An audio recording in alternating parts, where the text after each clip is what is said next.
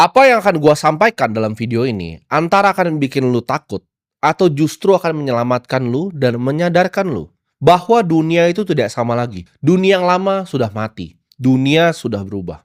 Dalam 5 tahun lagi, akan ada dua kubu manusia. Mereka yang paham teknologi dan naik ke atas, dan mereka yang akan ditinggalkan tanpa ada jejak. Jadi gua rasa apa yang akan gua sampaikan di sini, itu dunia harus tahu. Dalam 5 tahun lagi, dunia yang lo kenal sekarang, itu nggak akan ada lagi. Dari cara manusia bekerja, dari cara manusia berperang, itu akan sangat-sangat berbeda. Artificial Intelligence atau AI, ini gue pertama bahas di 2022. Sekarang itu, AI itu bukan masa depan, tapi AI sudah di sini. Dia bisa membuat website, dia bisa menulis, dia bisa bekerja, dia bisa jadi HRD yang kerja 24 jam tanpa berhenti, dia bisa training jutaan simulasi untuk humanoid robot, robot yang bentuknya seperti manusia. Dia bisa mengerti biologi lebih dalam dari kita, dan dia bisa melakukan pekerjaan itu lebih baik dari 90% manusia. Dia itu nggak butuh gaji, dia tidak butuh tidur, dan dia tidak akan demo. Dan AI makin sering lu pakai, makin sering dia berinteraksi, dia akan makin pintar setiap detiknya. Pekerjaan seperti programmer, seperti desainer, seperti ilustrator, seperti accountant, itu semuanya akan hilang. Semua akan digantikan.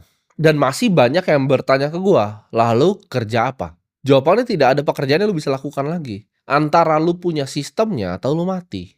Yang hanya nanti tersisa adalah sistem. Antara lu punya sistemnya atau lu jadi manusia yang hilang. Ini bukan soal skill atau kerja keras lagi, karena berbeda. Skill itu didapatkan dalam puluhan tahun melakukan repetisi, ya, melakukan reiterasi yang sama. Lu jago masak ramen, lu ulang setiap hari, improve makin hebat, lu makin jago masak ramen. Tapi tidak lagi di era AI ini.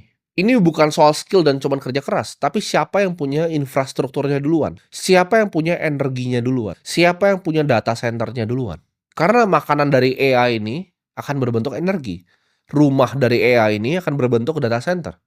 Dan mata uang dari AI ini akan berbentuk kripto. Siapa yang kuasain infrastrukturnya, siapa yang punya dari sekarang. Siapa juga yang bisa mengarahkan AI dan mengendalikan distribusinya seperti apa. Jadi antara lu belajar sekarang untuk memerintah AI, ya, untuk membangun mimpi lu, atau mimpi lu yang dimakan sama dia.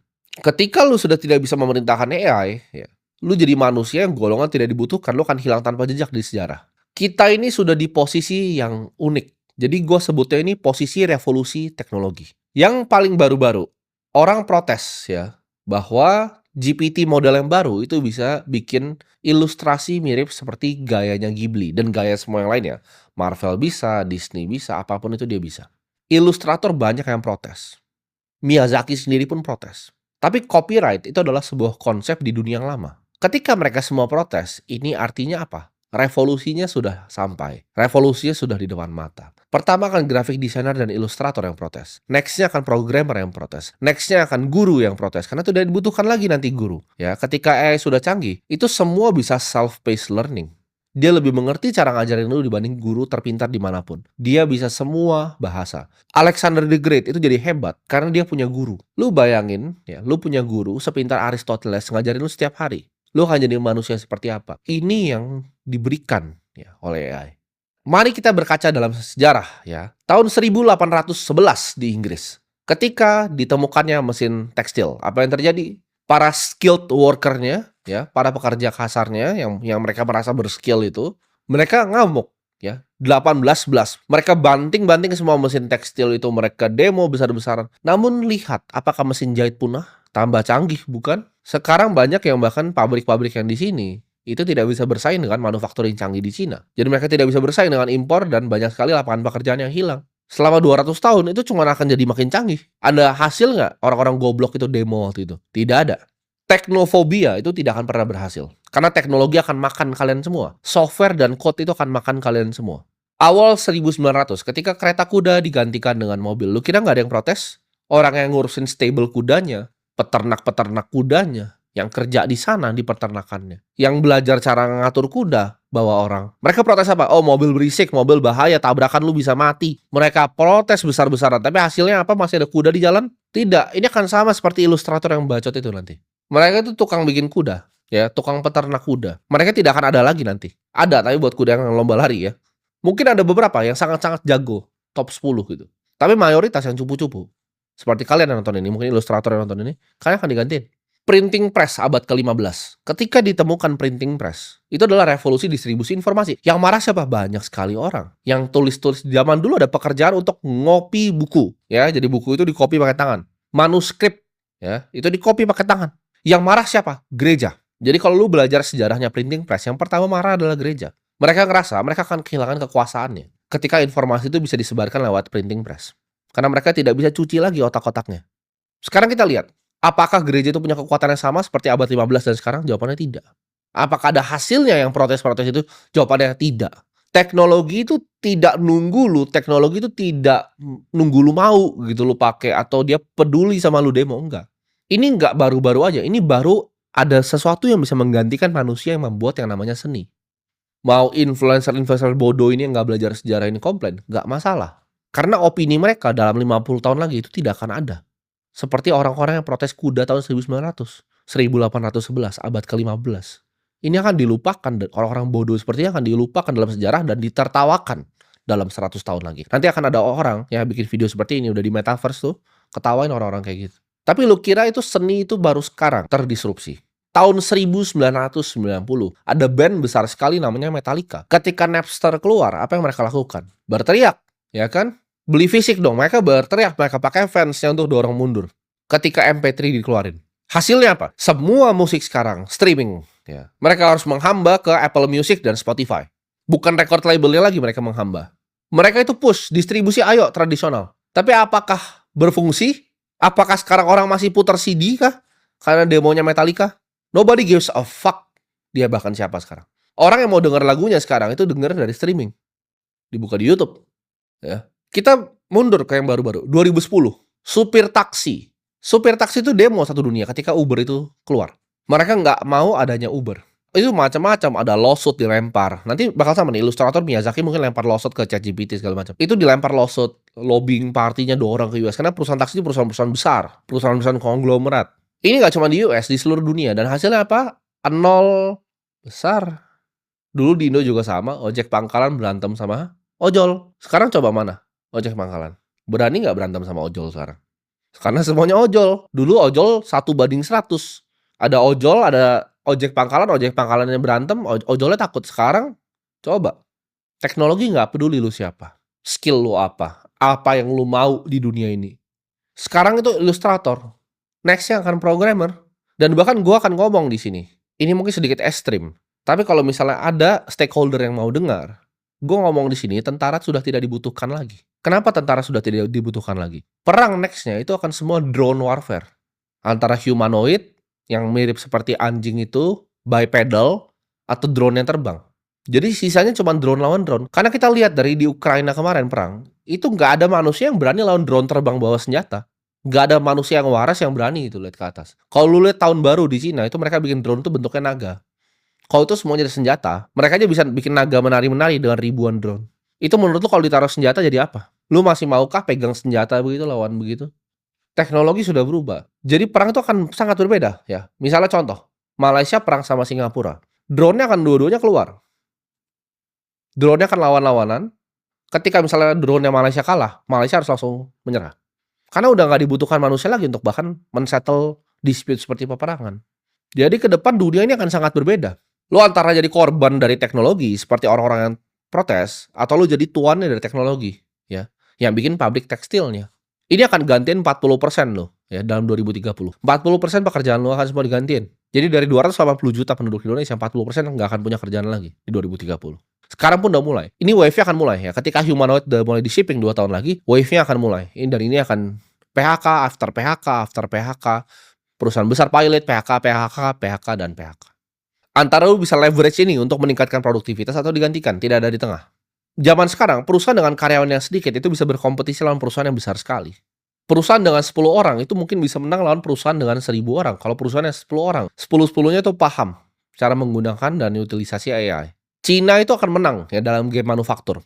Jadi kalau kalian mau berinvestasi, gue sarankan jangan berinvestasi di perusahaan robotik di US. Perusahaan-perusahaan menurut gue ya, seperti Vigo Robotics, seperti Tesla, itu akan kalah ke depannya dengan perusahaan-perusahaan Cina. Ini semua akan dibantai sama Cina. Teknologi memang US yang menang. Tapi kalau kita ngomong manufacturing, tidak ada yang akan pernah bisa kalahkan Cina. Jadi kalau misalnya kita lihat Vigor Robotics itu valuasinya tinggi, nanti kalian lihat perusahaan-perusahaan dari Cina yang rising dalam 5 tahun lagi itu akan luar biasa besar. Perang antara negara menurut gua nggak cuma akan drone, ya. Sistemnya akan cyber. Mereka akan matikan infrastruktur penting di negara. Contoh, telco tower dimatiin. Mereka serang ledgernya bank besar di negara lain. Akibatnya apa? Orang panik. Orang nggak bisa akses nanti. Semua akan serangannya lewat cyber. Mereka akan pakai ya sosial media seperti TikTok, seperti Facebook, seperti Instagram. Untuk apa? Untuk propaganda orang-orang goblok ini. Manusia-manusia yang IQ-nya dangkal ini, itu akan dipropaganda lewat sosial media sampah ini. Ya, jadi perangnya itu nggak cuma fisik, tapi digital. Pertama itu cyber, melemahkan infrastruktur. Kedua itu akan lewat media propaganda. Dan kalau kita ngomong perang fisik, itu semua akan dilakukan oleh drone. Dunia medis itu akan berubah juga dengan adanya AI. Ya, mereka bisa lakukan jutaan simulasi yang kita tidak pernah bisa lakukan dulunya. Karena kalau kita ngomong secara keilmuan, biologi itu ketinggalan jauh sekali dengan yang namanya fisika. Fisika itu precise ya, hukum matematikanya. Sedangkan biologi sampai sekarang kita itu hanya tahu sangat sedikit tentang manusia. Kita ketinggalan sekitar ratusan tahun kalau ngomong antara fisika dengan biologi. Satu sel ya, itu interacting miliaran ya molecules. Yang kita belum paham. Kenapa? Karena keilmuannya itu gue sebut di sini adaptif ya dan non-linear.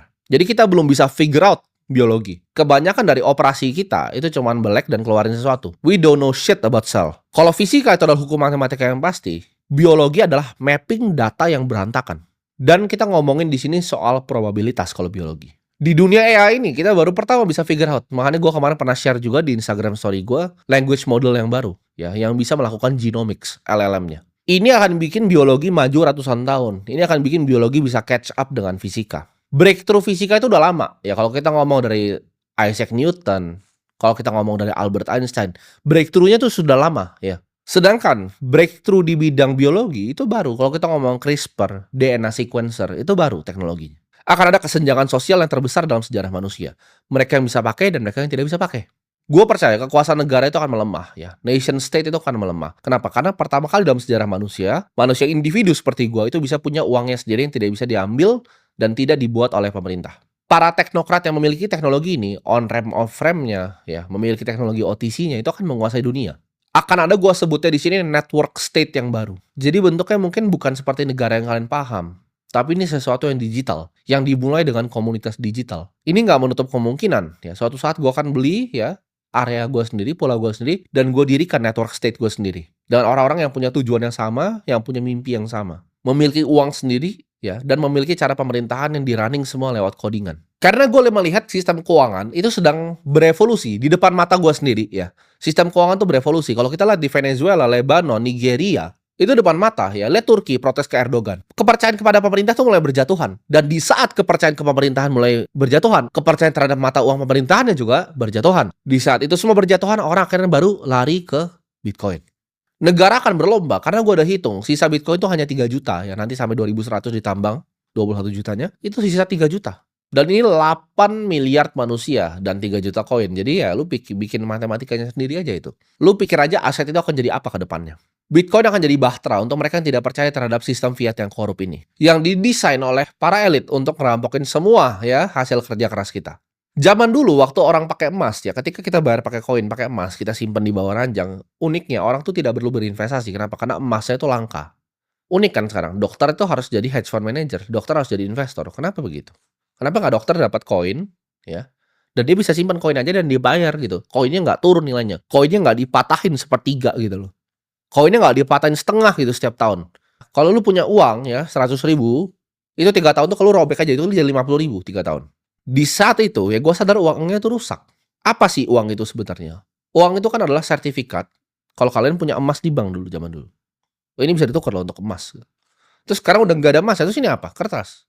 Kertas apa? Sampah. Nggak ada gunanya. Nah di saat orang-orang percaya seperti itu, ya di Turki, Venezuela, hyperinflasi, Argentina, bentar lagi peso. Orang baru akan lari ke mata uang yang lebih benar. Mayoritas orang akan menolak ini dan skeptis. Ya gue nggak masalah, gue nggak peduli juga. Tapi gue bilang di sini itu bukan kewajiban lo untuk sadarin semua orang. Tapi at least keluarga-keluarga terdekat lo sadarin. Dengan apa? Ya simpel, lo share video ini ke mereka. Keluarga inti lo, ya orang-orang terdekat. Selamatkan mereka. Kalau lo nggak mau selamatkan tetangga-tetangga lo yang lain. Jadi di saat badai datang, lo ingat siapa yang kasih tahu lo apa yang akan terjadi. 1861. Emas itu terbang. Terjadi apa? Betul, US Civil War. 1914. Emas terbang, terbang luar biasa. Kenapa? Franz Ferdinand ditembak. Mulai Perang Dunia I. 1939, emas itu juga naik. Kalian tahu kejadiannya apa? Hitler tuh invasi Polandia. Perang Dunia Kedua. 1970 ketika Nixon ya cabut fiat itu dari gold standard, emasnya justru naik. Krisis. 2001 emas itu naik. .com bubble. Nggak cuma .com bubble, tapi kejadian 9/11. Pemburuan Osama bin Laden dilakukan. Ayo, gue pengen kalian tebak, kapan emas itu naik paling tinggi dalam 5 tahun lagi? Itu gue ngomong tadi dalam skala 5 tahun semuanya. Naik paling tinggi dalam 5 tahun. Jawabannya adalah sekarang. Buat lo orang-orang bodoh, emas itu naiknya sekarang. Jadi lo udah tahu kan nextnya bakal ada apa. Gue ngomong ini bukan berdasarkan ngasal ngemeng, tapi data, fakta, dan angka. Ketika emas naik signifikan dalam 5 tahun, itu selalu ada hal jelek terjadi di bumi ini. Jadi kita tunggu aja 2030. Buat yang nggak percaya dan yang mau dengerin gue. Jadi kalau lu mau dengerin gue, stop lakuin apapun yang lu sedang lakukan sekarang. Fokus ya. Belajar 2 hal. Satu itu adalah artificial intelligence, kedua adalah mata uang digital, yaitu kripto. Karena ini dua-duanya ini akan jadi bahtera yang nyelamatin lu ke depannya. Kepintaran digital dan uang digital. Semua yang lain selain itu lu buang ke tong sampah. Selamatin diri lu dari sistem fiat yang cuma akan kerampok semua hasil kerja keras lu. Solusinya apa? Pakai AI sebagai alat. Ya, pakai kripto sebagai tempat penyimpanan store of value lu. Fokus ya di belajar gimana caranya prompting language model. Belajar gimana caranya lu nge-stacking ya AI agent. Lu tumpukin itu. Edukasi diri lu tentang teknologi blockchain. Edukasi diri lu tentang gimana caranya running node Bitcoin. Edukasi diri lu tentang gimana caranya simpan Bitcoin lu, self custody. Pelajari secara mendalam teknologinya itu seperti apa. Jadi waktu lu nggak lama ya, hanya 5 tahun lagi untuk menuju 2030.